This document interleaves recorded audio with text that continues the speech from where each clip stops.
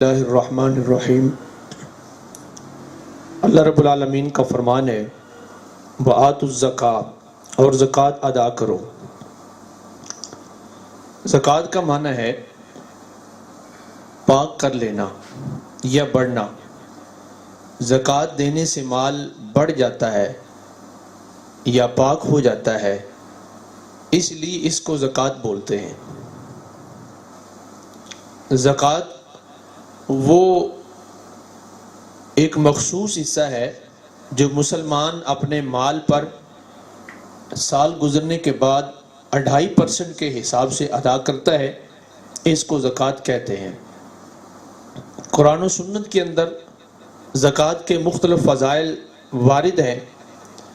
حضور نبی کریم صلی اللہ علیہ وآلہ وسلم کا ارشاد ہے، صدقہ دینے سے مال کم نہیں ہوتا، اور بندہ کسی کا قصور معاف کر دے تو اللہ تعالیٰ اس کی عزت کو بڑھا ہی دیتا ہے، اور جو اللہ تعالیٰ کے لیے تواضع کرتا ہے اللہ تعالیٰ اسے بلند فرما دیتا ہے۔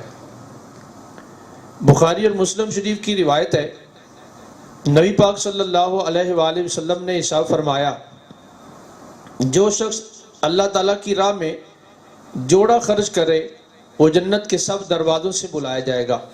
اور جنت کے کئی دروازے ہیں، جو نمازی ہے وہ نماز کے دروازے سے بلایا جائے گا، اہل جہاد کو جہاد کے دروازے سے، اہل صدقہ کو صدقہ کے دروازے سے، روزے دار کو باب الریان سے بلایا جائے گا۔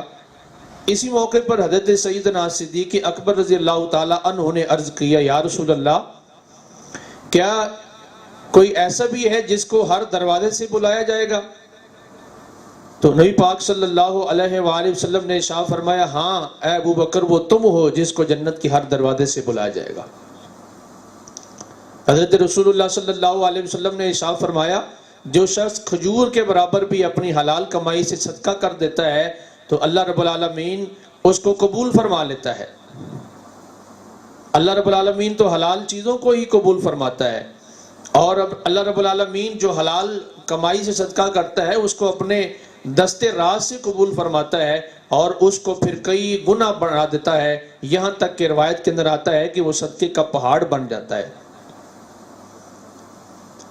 جناب رسول اللہ صلی اللہ علیہ وآلہ وسلم نے ارشاد فرمایا، جو میرے لیے 6 چیزوں کی کفالت کرے گا میں اس کے لیے جنت کا ضامن ہوں۔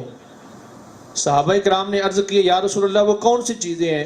حضور نے فرمایا، نماز اور زکوٰۃ، امانت و شرمگاہ اور شکم و زبان، یہ 6 چیزیں ہیں، جو بندہ ان کی حفاظت کرتا ہے، کفالت کرتا ہے، نبی پاک علیہ السلام نے فرمایا میں اس کے لیے جنت کا ضامن ہوں۔ حضور صلی اللہ علیہ وسلم کی ایک حدیث یہ بھی ہے، فرمایا تمہارے اسلام کا پورا ہونا یہ ہے کہ اپنے مالوں کی زکوٰۃ ادا کرو۔ زکوٰۃ کے اس کے علاوہ بہت سارے فضائل احادیث کے اندر آئے ہیں۔ زکوٰۃ کا نصاب جو ہے، زکوٰۃ کتنے % کے اوپر لازم ہے، اور زکوٰۃ کا نصاب جو ہے وہ یہ ہے، سونے اور چاندی کے اعتبار سے اس کا حساب کیا جائے گا۔ سونا اور چاندی اصل میں خلقتاً یعنی پیدائشی طور پر ہی یہ مال ہے، اور اسی کا لحاظ کیا جائے گا۔ سونے کا اگر حساب کیا جائے تو 7.5 تولے سونا ہے، اور چاندی کا حساب کیا جائے تو 52.5 تولے چاندی ہے۔ سوال یہ ہے، آج کے دور کے اندر سونے اور چاندی کی جو قیمتیں ہیں اس میں خاصا فرق پایا جاتا ہے۔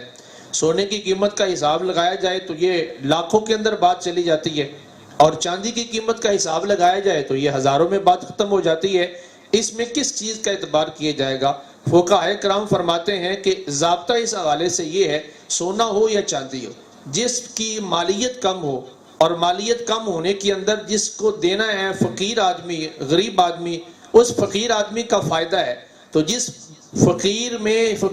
مال میں فقیر کا فائدہ ہے، جس نصاب کے اندر اس کا بھلا ہے، اسی نصاب کو مراد لیا جائے گا۔ مثال کے طور پر 52.5 تولے چاندی کی قیمت اگر کم ہے اور 7.5 تولے سونے کی قیمت زیادہ ہے تو فقیر کا بھلا کم مالیت میں ہے، لہذا چاندی کا نصاب مراد لیا جائے گا۔ اور اگر 7.5 تولے سونا جو ہے اس کی قیمت کم ہے اور 52.5 تولے چاندی کی قیمت زیادہ ہے تو سونے کا نصاب مراد لیا جائے گا۔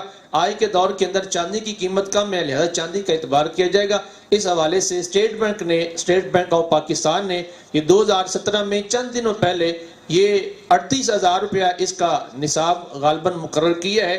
اسی حساب سے دیکھا جائے گا. کسی شخص کے پاس اگر اتنا مالیت کا کوئی بھی چیز ہے، جائیداد ہو، اسباب ہو، ذرائع ہو، جو اس کی ضرورت سے زائد ہے اور اس کے اوپر 1 سال گزر جائے اور قرضے سے بھی وہ فالتو ہو، تو وہ شخص 2.5% کے اعتبار سے، یعنی 100 میں سے 2.5% اتنی وہ زکوٰۃ ادا کرے گا. یہ زکوٰۃ کا مفہوم ہے اور یہ زکوٰۃ ادا کرنا فرض ہے. اگر اس کی فرضیت کا انکار کرے گا تو دائرہ اسلام سے خارج ہوگا، اور اگر اس کو دے نہیں سکا تو جب تک اس کو دے گا نہیں، اس کے ذمے سے وہ بری نہیں ہوگا، اور جب تک اس کو ادا نہیں کر لیتا اللہ کی بارگاہ میں مجرم ہی قرار پائے گا.